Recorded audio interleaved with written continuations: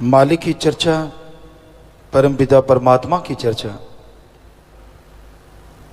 जितना इंसान यहां पे करता है उतनी ही बरकतें, खुशियां उसके यहां डेरा लगा लेती हैं। और जितनी निंदा, जितनी चुगली, जितनी बुराइयां इंसान दुनिया की, माँ बाप की, परिवार की, भगवान की अगर करता है तो सब बरकतें, सब खुशियां पंख लगा के उड़ जाया करती हैं। इसलिए किसी भी कीमत पे कभी भी किसी की भी निंदा, चुगली या बुराई ना करो। किसी की बुराई करना अपने पांव पे कुल्हाड़ा मारना है। हमने पवित्र रामायण पढ़ी, उसमें भी यही लिखा मिला। हमने पवित्र गुरबाणी पढ़ी, उसमें तो बहुत ज़्यादा लिखा मिला। हमने पवित्र कुरान शरीफ, कुरान मजीद पढ़ी, उसमें लिखा हुआ मिला। और पवित्र बाइबल में भी यही सब में लिखा है कि क्यों बेवजह अपनी जुबान को, अपने दिमाग को खपाते हो। दूसरों की निंदा मैल धोने के समान है।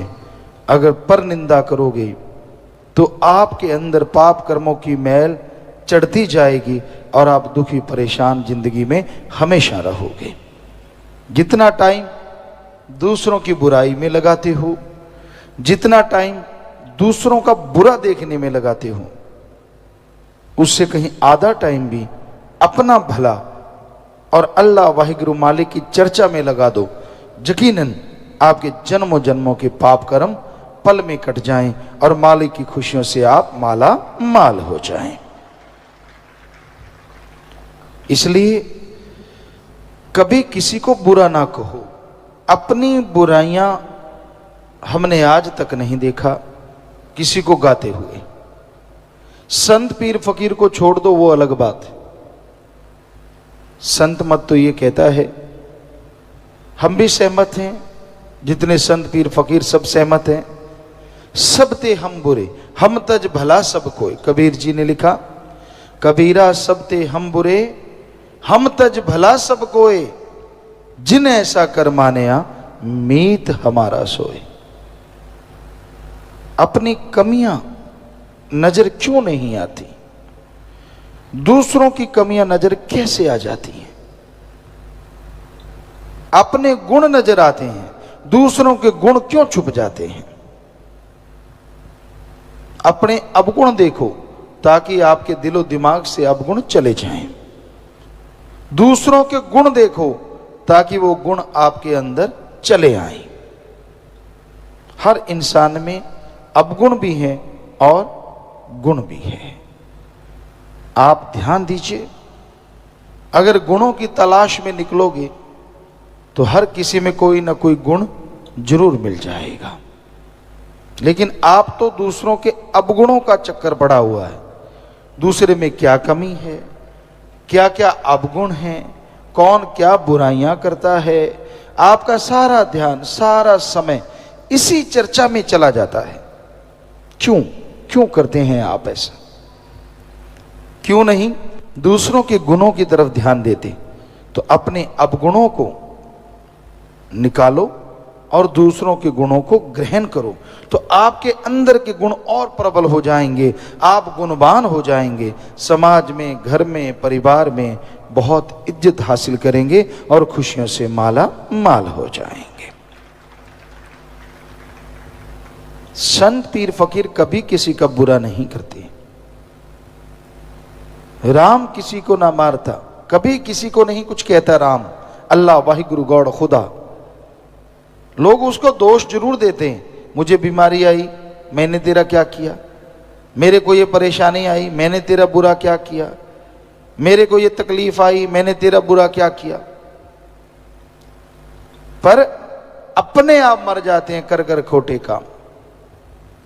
इंसान अपने कर्मों की वजह से गिरता है, जब भी गिरता है या दुख पाता है, परेशान होता है, मुश्किलें आती हैं, वो अपने कर्म, अपने संचित कर्म, ये वेद शास्त्र पवित्र ग्रंथों में फरमाया हुआ है कि उनकी वजह से परेशानियां आती हैं।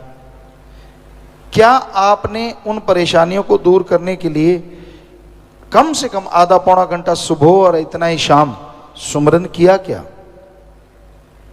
अगर किया है तो हम आपको गारंटी देते हैं पाप कर्म पहाड़ में के कंकर में जरूर बदल जाएंगे।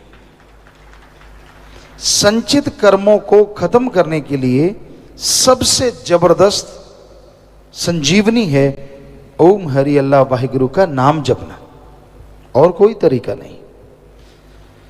नाम जपने के साथ साथ अगर सेवा कर लो तो संचित कर्म, जो पहाड़ से कंकर बनना है उस कंकर का भी पता नहीं चलेगा किधर चला गया, और संचित कर्म जल्दी कट जाएंगे। सेवा में ये ताकत है। दूसरा, सेवा में ये ताकत है कि लगातार सेवा करे और सुमरण पे बैठे ही बैठे तो सुमरण में मन भी एक दिन जरूर रुक जाएगा और मालिक के नूरी स्वरूप के दर्शन जरूर हो जाएंगे। सो तन मन धन से सेवा करो, और सुमरन तो जरूरी है। अगर आप सुमरन नहीं करते, आपका कोई भी भयानक संचित कर्म कभी भी आपको गुमराह कर सकता है। इसलिए सेवा के साथ हर्ज क्या है, हमें बताइए, आपको क्या तकलीफ है? अगर आधा घंटा सुबह और आधा घंटा शाम सुमरन पे बैठ जाएंगे, चलो लेटे लेटे जैसे मर्जी, अगर जाप कर लेंगे तो बताओ क्या हो जाएगा? और बड़े काम है जी, अरे आधे घंटे में तो काम कहीं नीचे ना हो जाए, ये सब बहानेबाजी है। मुझे बड़ा काम है जी, मेरे पास टाइम नहीं जी, सब बकवास। आज वर्ल्ड का, इस संसार का नहीं, सारी त्रिलोकियों का एक भी आदमी ऐसा नहीं, एक भी जीव ऐसा नहीं जिसके लिए घंटा सुबह शाम निकालना मुश्किल हो। ये हम आपको लिखित में गारंटी दे सकते हैं, इससे बड़ी बात और क्या कहें। कोई इंसान ऐसा नहीं है। फिर ये फजूल की बातें हैं। क्यों नहीं टाइम आपके पास? गप मारने के लिए टाइम, खाने के लिए टाइम, सोने के लिए टाइम, रफा हस्त जाने के लिए टाइम, बिजनेस के लिए टाइम, व्यापार के लिए टाइम, दुकानदारी के लिए टाइम, बातें करने के लिए टाइम, झगड़ा करने के लिए टाइम, काम वासना के लिए टाइम, क्रोध लोभ मोह अहंकार के लिए टाइम नहीं। टाइम तो अल्लाह वाहिगुरु राम के लिए टाइम। क्यों? अगर उसके लिए आप टाइम नहीं देते, कोई पता नहीं मन कब बहक जाए। ये दुनिया दोमट माटी, चिकनी माटी की तरह है, और मन पावर है जो आपको दौड़ाता है। चिकनी मिट्टी पे पानी गिर जाए, जो मन माया डाल देते हैं। आप जानते हैं, जिम्मेदार तो खास करके जानते हैं, दोमट माटी, चिकनी माटी, उस पे अगर पानी गिर जाए और आदमी स्पीड से चले, हो ही नहीं सकता कि वो फिसले ना। बहुत ज़्यादा फिट हो तो बात अलग है, वरना चारों खाने चित्त होगा ही होगा, क्योंकि जब भी ब्रेक लगाने पड़ेंगे बैलेंस बिगड़ेगा, और चिकनी माटी ने ग्रिप नहीं होने देना, आप फिसल जाएंगे। तो उस तरह मन रफ्तार बढ़ा रहा है, और ये संसार दोमट माटी, चिकनी माटी की तरह है। पता नहीं कब आपको चलते चलते औंधे मुंह गिरा दे चारों खाने चित्त। इसमें ब्रेक हो सकते हैं। स्टड फुटबॉल में जो बच्चे खेलते हैं या क्रिकेट में खेलते हैं, उनके नीचे सुइयां सी लगी होती, चाहे दोमट माटी आ जाए, जो उनसी मर्जी माटी आ जाए, वो भागेंगे और उसमें अगर ब्रेक लगाएंगे तो लग जाएंगे, वो नाम मात्र फिसलते हैं। तो आप राम नाम के स्टड लगा लो। कैसे भी मन की दोमट माटी है, चिकनी माटी है, हम आपको गारंटी देते हैं आप नहीं फिसलेंगे और मालिक की खुशियों से माला माल हो जाएंगे। हमने तो बताना है, मर्जी आपकी है, क्योंकि आप मर्जी के मालिक हैं, किसी का कोई गुलाम नहीं है। उस राम का कोई गुलाम बन जाए, वो दोनों जहान के शायद हर देवता भगवान से भी खुशी ज्यादा हासिल कर ले, पर उसका गुलाम होना बड़ा मुश्किल है। इंसान अपने विचारों का धनी है, अपने विचारों का गुलाम है, अपने एक तंग दायरा, एक सीमित दायरा बनाया हुआ है, उसका गुलाम है। भगवान का बनना बड़ा मुश्किल है, और जो बन जाते हैं जो बने उनके नाम अमर हो गए और हमेशा होते रहेंगे। अमर तब को पाने के लिए नहीं, जीते जी तमाम खुशियां मिले और मरणोपरांत मोक्ष मिले। जीते जी गम दुख दर्द चिंता परेशानियों से मुक्ति मोक्ष, और मरणोपरांत आवागमन से मुक्ति मोक्ष, ये मोक्ष मिल जाए, इसलिए भगवान का नाम जपो। अमर तब तो अपने आप ही मिल जाएगा। तो भाई मर्जी आपकी, बताना हमारा फर्ज, हमारी ड्यूटी है। टीचर मास्टर लेक्चरर के आप यहाँ स्कूल में जाएंगे, उसकी ड्यूटी है पढ़ाना ही पढ़ाना है। रात को एक चौकीदार डंडा देके उसको आप घुमाते रहते हैं तो उसको पैसा देते हैं, उसकी ड्यूटी है रात को अपनी ड्यूटी बजाना। कहीं कोई गलत आदमी देखा, कोई वहाँ कॉलोनी से बाहर का आदमी देखा तो वो डंडा ज़्यादा बजाएगा, होशियार होशियार सावधान। तो समझने वाला समझ जाए तो आदमी अपनी चोरी से बच जाए। तो संत पीर फकीर एक फकीर की तरह, हम तो आपको उस चौकीदार की तरह समझाते हैं। वो रात को ही समझाता, हम तो दिन रात लगे रहते हैं। जब भी कोई हमसे बात करे, जब भी कोई हमसे पूछे, हमारा तो एम, हमारा तो बिजनेस ही ये है कि आपको समझाएं। आगे आपकी मर्जी। हमने बता दिया कि आपके लिए खड्डे हैं, मखमल भी बिछा हुआ है, मर्जी आपकी। आप गड्ढों वाले रास्ते पे चलो, चाहे मखमल वाले रास्ते पे। मखमल पे फिसलोगे नहीं, बल्कि अगर फिसलोगे तो मालिक की गोद में जा विराजोगे, और गड्ढों वाले पे गिरोगे तो कांटों से लहूलुहान होगे, जिंदगी भर सारी उम्र तड़फते रहोगे। अब आपकी मर्जी, जो मर्जी रास्ते पे चलो। राम नाम का रास्ता मखमल का है और मन माया का रास्ता गड्ढों का रास्ता है। सच्चे मुर्शिद कामिल दाता रहबर के पाक पवित्र वचन भजनों के द्वारा आप सुनते हैं। बहुत ही शिक्षा, बहुत ही रूहानियत की सीधी सादी भाषा में गूढ़ बातें कही गई हैं। इंसान जिंदगी में अगर तमाम खुशियां चाहता है, अगर अंदर बाहर की चिंता को खत्म करना चाहता है, तो अपने पीर मुर्शिद कामिल की बात के सुने। ये कलयुग है, घोर कलयुग, और यहां पे लोग मनमते चलते हैं। गुरुमुखता और मनमुखता दो बातें होती हैं। गुरुमुखता, गुरमुख यानी जो पीर फकीर कहे उसके अनुसार चलने वाला। पीर फकीर क्या कहता है कि मेरे पांव दबाओ, मेरी सेवा करो, सवाल ही पैदा नहीं होता। गुरु पीर फकीर कहता है इंसानियत की सेवा करो, मानवता की सेवा करो, तन से, मन से और धन से। तन से जैसे ये शेड बना, अब इसको बनाने वाले जो मिस्त्री हैं वो यहां नहीं, वो रोजाना आके नहीं बैठते। रोजाना आके कौन बैठता है? भक्तजन। तो उन्होंने जो सेवा की है वो परमार्थ हो गया, तन से की गई सेवा। तन से सेवा की, मेहनत की, ये जितने भी फाइबर जो कुछ भी किया है, नीचे टाइलें, फर्श, जितने भी मिस्त्री ने जो भी सेवा की, तो ये कहलाती है तन की परमार्थी सेवा। धन, साथ संगत पैसा निकालती है, शादी की खुशी में, फलां खुशी में, उनसे ये सारी बिल्डिंग वगैरह बनी या जो बना वो हो गई धन की सेवा। और आपसे मालिक करवा रहा है मन की सेवा, जो आप बैठ के सुनते हैं अल्लाह वाहिगुरु राम की चर्चा। तो ये एक उदाहरण है कि इसी जगह पे तीनों सेवाएं हुई हैं, तन, मन और धन। तो ये है तीन तरह की सेवा। आदमी सोचता कैसी होती है वो सेवा, यही होती है जो आपको बताया है। मन की सेवा थोड़ी मुश्किल सेवा है। सत्संग सुनना, अभी भजन वाणी चल रही होगी, कई आपस में चुगलियां करना, दूसरी को ये वो है, ये ऐसा है, फला वैसा है। क्यों अपनी भक्ति पे पैरों पे बट्टे मार रहे हो? अरे इस एरिया में जब आके बैठते हो, दुनिया और दीन की खबर छोड़ दो, सिर्फ अल्लाह राम मालिक से नाता जोड़ लो, फिर देखो कैसे नजारे मिलते हैं। ना जी, पढ़ के कट जाते हैं जो, वो नहीं टिकते। आम इंसान टिक जाता है। नया आता है यार, शब्द चल रहे हैं तो वो परम पिताजी के शब्द वचन हैं, उस अल्लाह वाहिगुरु के वचन हैं, क्योंकि जो संतों के दिमाग में आता है वो मालिक ही लेके आता है। तो वचन सुनो, पूरा ध्यान से सुनो, चुगली ना करो, निंदा ना करो। क्या मिलता है इससे, क्या हासिल हो जाता है? क्या आप बड़े हो जाते हैं? क्यों मुझे पता है दूसरों को पता नहीं है? क्यों नहीं शांतमती से भजनों को कानों में डालते? अरे सुमरन नहीं कर पाते, संत पीर फकीर के भजनों को ध्यान से सुन लो, अमल कर लो, तो भी जिंदगी में खुशियां ही खुशियां आ जाती हैं। तो ये है मन की सेवा। मन टिकता नहीं। मन की सेवा दूसरी तरह से होती है, राम नाम के लठ पड़ते हैं उसके, और आत्मा की खुराक बन जाती है।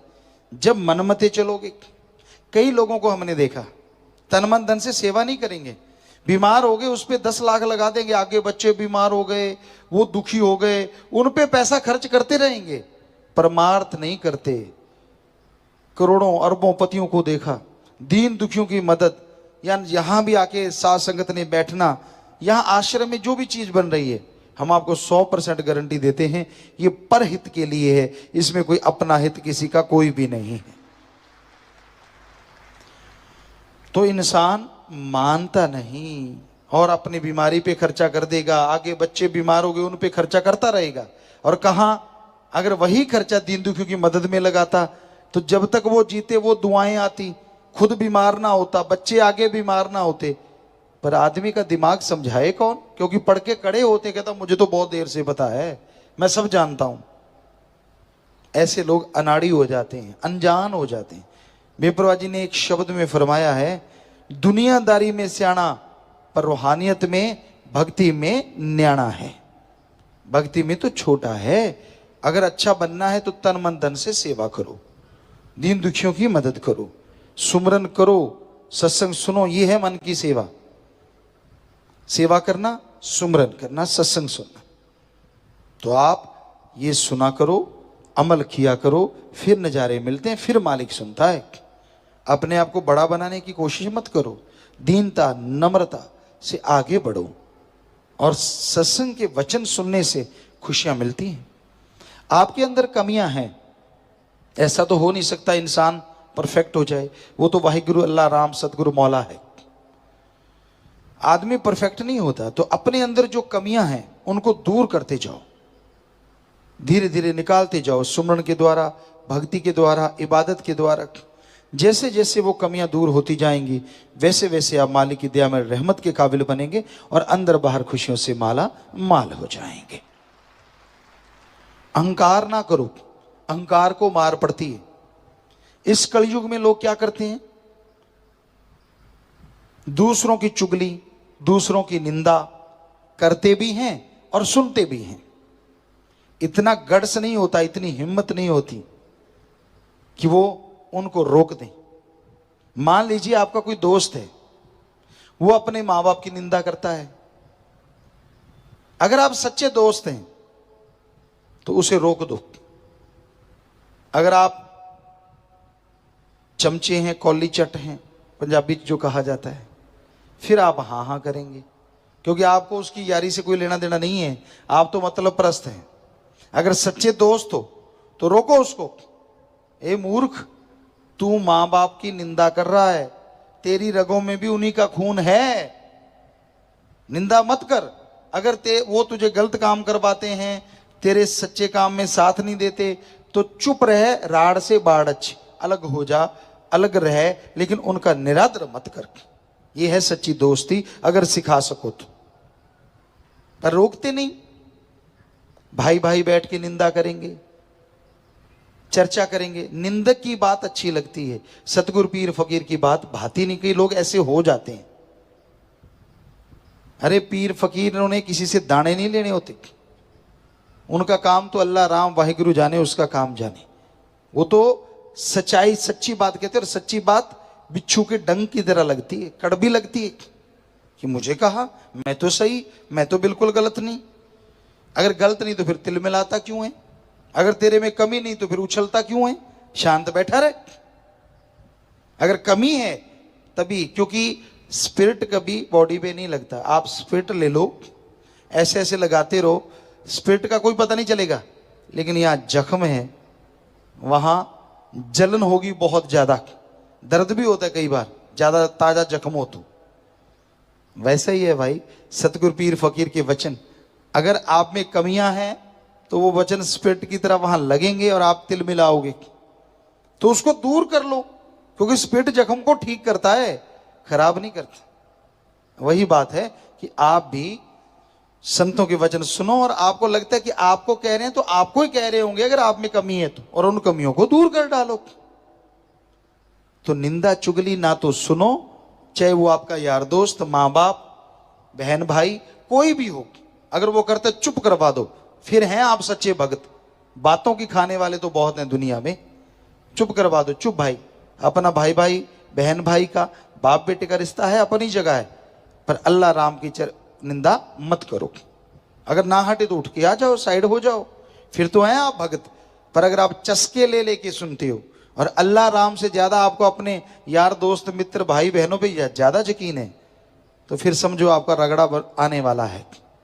क्योंकि जो बुरा होता है पता नहीं काल किस रूप में आ जाता है, वो आपकी बहन बन के, भाई बन के, पिता बन के, माँ बन के, बेटा बन के, बेटी बन के, किसी भी रूप में आपको गुमराह करने के लिए, आपको भगवान के रास्ते से हटाने के लिए कभी भी आ सकता है, किसी भी रूप में। तो ऐसे लोगों से सावधान रहो। पीर फकीर बुरा बोलना तो क्या, किसी का बुरा सोचते भी नहीं, और अगर किसी को गर्म में कुछ कह भी देते हैं तो कबीर जी के वचन है, संतों का क्रोध भी दाती, उसके साथ ऐसा होने वाला होता है जो वचनों से कट जाता है। और दुनिया का प्यार भी घाती, दुनियादारी के लोग जो आपसे प्यार करते हैं वो हो सकता है वो घातक हो, आपसे कोई मतलब लेना हो, अपना उल्लू सीधा करना हो, तो ऐसे लोगों से सावधान रहो। तो पीर फकीर कभी बुरा सोचते नहीं, करना तो दूर की बात है। इसलिए दृढ़ यकीन रखो, सेवा सिमरन दृढ़ता से करते जाओ, क्योंकि वो आपका है। किसी के कहने से सेवा से ना रुको, किसी के कहने से सुमन करना बंद ना करो, क्योंकि उसका कुछ नहीं जाएगा और फिर आप सोना बनते बनते कहीं पित्तल ना बन जाएं। इसलिए हमेशा ध्यान रखो, सेवा सुमरन आपका पर्सनल है, उसमें से कोई हिस्सा नहीं बटा सकता, वो आपको ही मिलना है, आपकी औलाद को मिलना है, आपकी कुलों को मिलना है। इसलिए किसी की उंगली पे चढ़ के सेवा सुमरन कभी बंद ना करें, बल्कि और ज्यादा करो, जितना कोई आपको रोके ज्यादा करो, ताकि जो लिखा होता मच दे अनुमच लेने दे। सो आप अपना सुमरन सेवा करते रहो, मालिक झोलियां भरते रहेंगे।